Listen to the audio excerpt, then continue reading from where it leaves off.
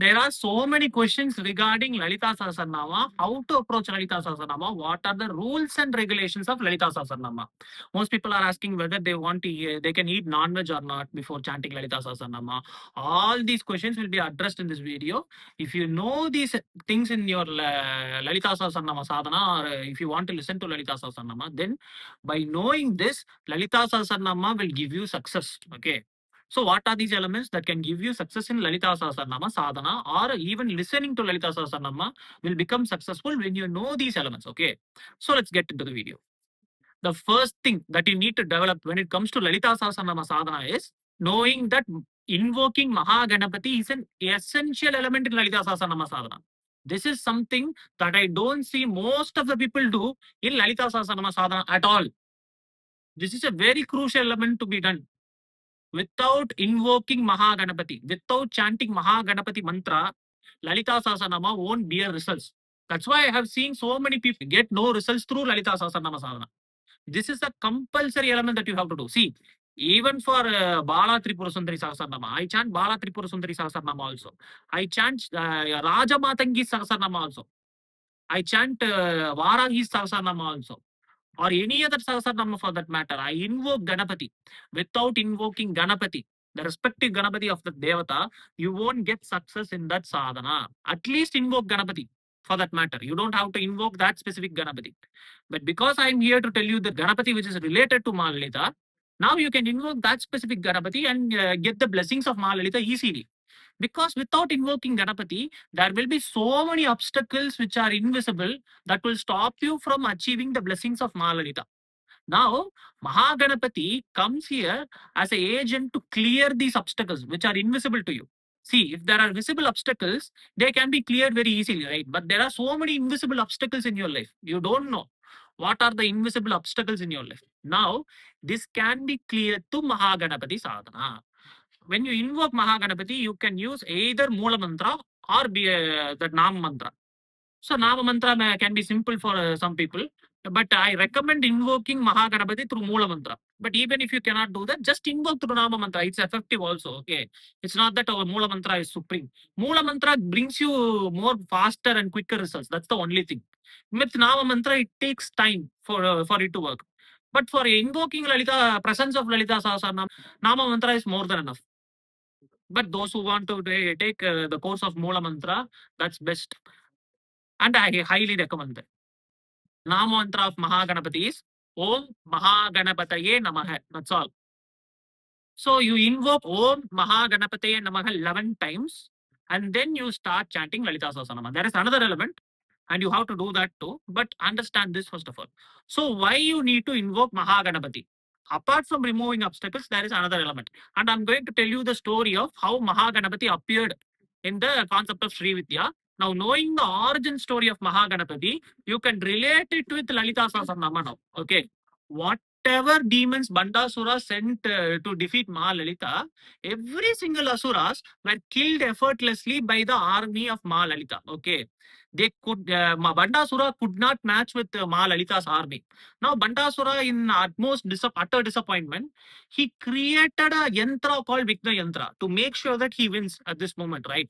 So, he employs that yantra by giving it proper bali, and this Vigna Yantra creates laziness, delusions, and forgetfulness. That's the nature of this yantra. It creates mental obstacles, okay?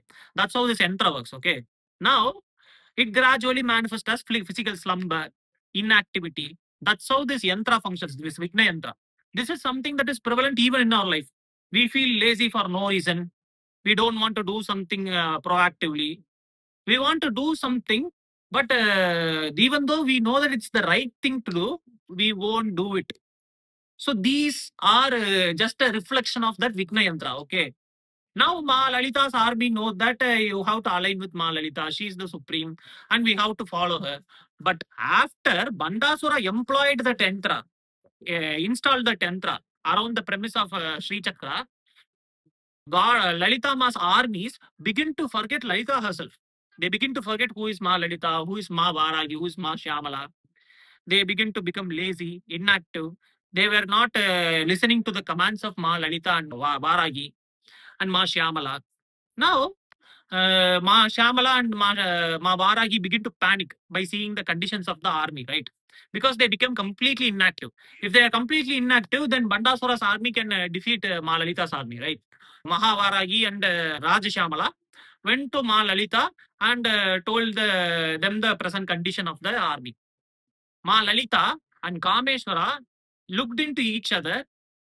When they gazed at each other, in that radiance, Mahaganapati and Siddhi Lakshmi was born in that radiance.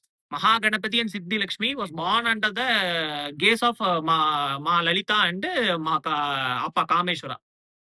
Now, after they arrived, Mahaganapati and Siddhi Lakshmi promised Ma Lalita and Varahi and Ma Shyamala that they will get rid of that Vigna Yantra and they will save Ma Lalita's army.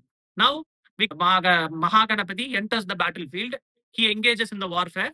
He destroys Vigna Yantra and he liberates the army of Ma Lalita. Now, imagine this. Even Ma Lalita required the assistance of Mahaganapati to break the Vigna Yantra. So this is a crucial element you need to understand. Without the blessing of Mahaganapati, you cannot clear that Vigna Yantra within you. The Vigna Yantra is literally that inertia, the things that are preventing you from growth. To achieve Ma Lalita's blessing, you need the blessing of Mahaganapati, without doubt. There is no doubt on that. There is a big obstacle, invisible obstacle, which is stopping even the forces of Ma Lalita. Just imagine, you are nothing in front of that weakness, that invisible weakness. So Mahaganapati broke that Vigna Yantra.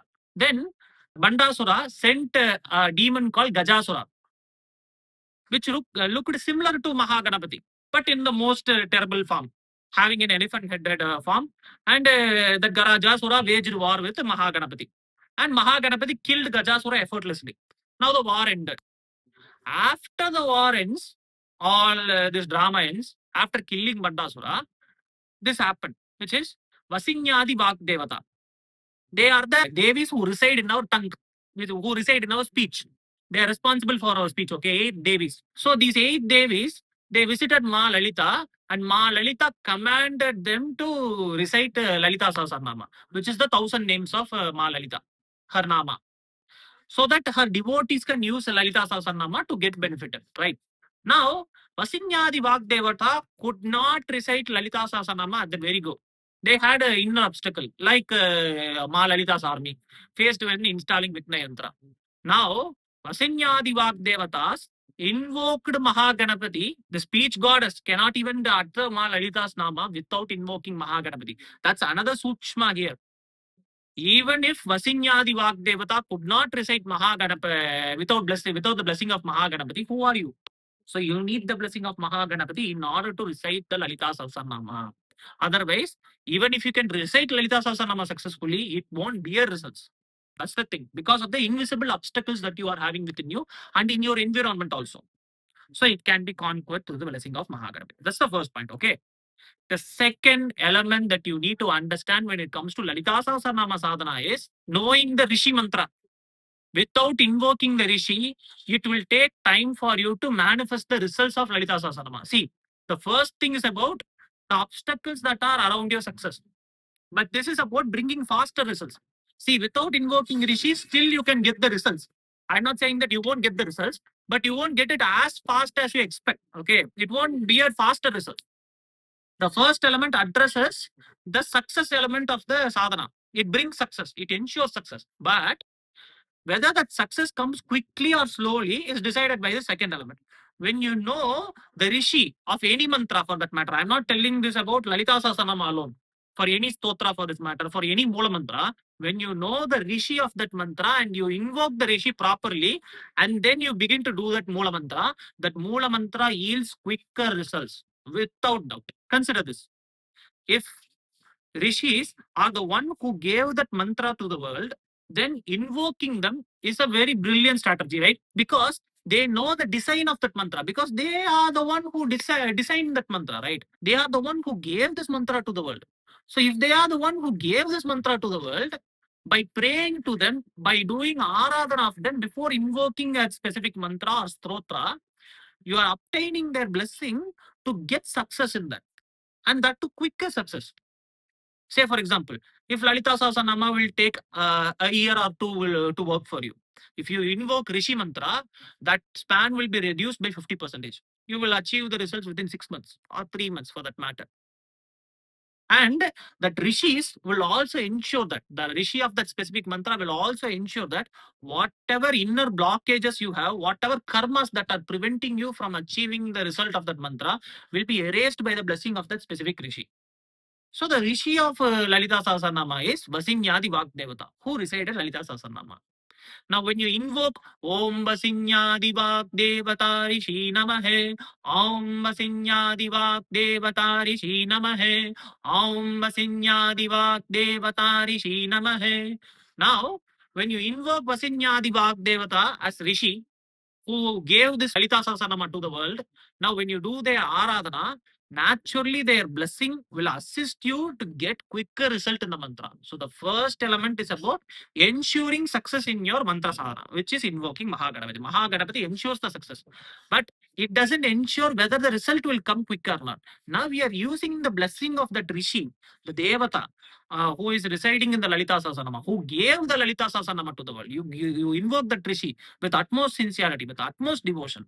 Now, this Rishi mantra will give you the boost, that catalyst to make Lalita Sahasranama work faster in your life and bring faster results. Now you can get the result of the Lalita Sahasranama easily. Now is the final element, which is dealing with non-veg. Whether can you eat non-veg before you chant Lalita Sahasranama or after chanting Lalita Sahasranama, can you eat non-veg? All these questions. Can you eat non-veg first of all? Yes, you can eat non-veg. But here is the catch. Just because you can eat non-veg doesn't mean that after Lalita Sahasranama, eating non-veg, you can chant Lalita Sahasranama. No, don't do that. If you are going to eat non-veg, say for example, if you are going to eat at morning 8, okay, you are going to consume non-veg. If you are going to consume non-veg at morning 8 o'clock, do it 2 hours earlier. Do Lalita Sahasranama. Recite Lalita Sahasranama 2 hours earlier at 6 o'clock. After reciting it at 6 o'clock, then giving 2 hours break, you can consume non-veg. This is how you need to approach Lalita Sahasranama. And if you forgot to chant Lalita Sahasranama and you consume non-veg, then take 1 day break. Only after a day of break, you can chant Lalita Sahasranama. Say, for example, if you are consuming non-veg at 8 o'clock in Sunday, say, for example, at Sunday, everyone prefers to consume non-veg, right? So, if you are consuming non-veg at 8 o'clock, then you postpone for 1 day accurately. Only after Monday 8 o'clock, you should chant Lalita Sahasranama. This is something that you have to follow. I don't want your habit of consuming non-veg to stop you from chanting Lalita Sahasranama. You adopt Lalita Sahasranama in such a way that, in a flexible way that you can chant Lalita Sahasranama and at the same time you can consume non-veg without any guilt, right? Gradually, anyway, when you begin to do sadhana deeply, if Lalitama blesses you, you will give up that habit after some point. You don't have to force it. Okay, it will happen naturally after some point. Or if you don't want to give up, it's up to you. It's your individual choice. No one is forcing you or anything. Okay, but the thing is, if you want to give up non-veg, give it up. That's the easiest way. But if you cannot give it up and you still want to chant Lalita Sahasranama, follow this. Otherwise, it won't bear results. Okay. 2 hours before eating non-veg. Remember this. Or after a day of eating non-veg, you can chant Lalita Sahasranama. That's the procedure. So remembering these 3 things is essential for the success of Lalita Sahasranama sadhana. I hope I have addressed the issue that is lingering in your mind. This next video is about wealth generating namas from Lalita Sahasranama, which gives you lots of abundance in your life.